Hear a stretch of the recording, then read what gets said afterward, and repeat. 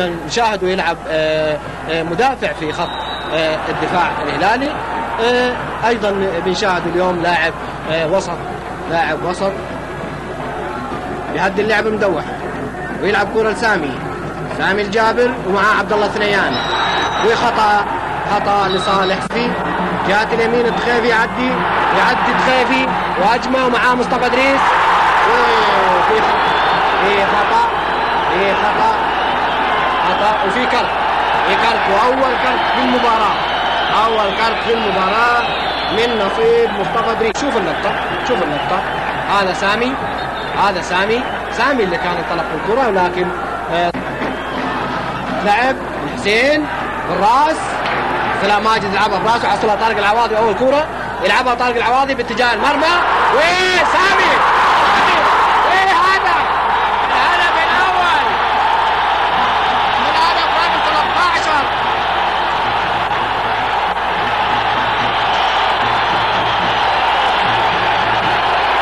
الهدف الأول من سامي الجابر اللي سجل الهدف الأول في الدقيقة 28 من زمن الشوط الأول.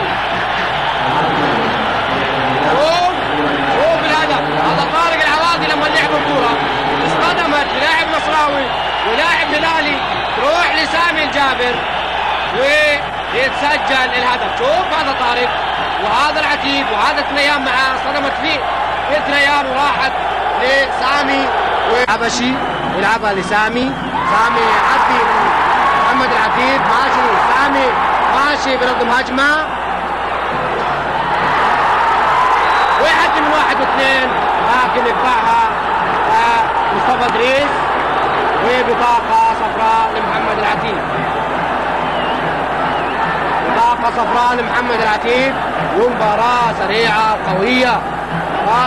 وقوية من بدايتها 35 دقيقة، والهلال متقدم بالناشئ للنصر. سامي واقع على الأرض، إن شاء الله يقوم بالسلامة. الثاني والتعادل بهدف للهلال والنصر.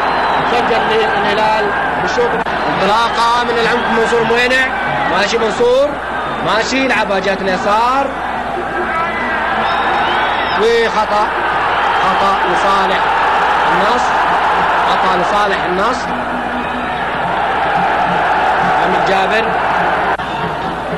حسين الحبشي، سامي الجابر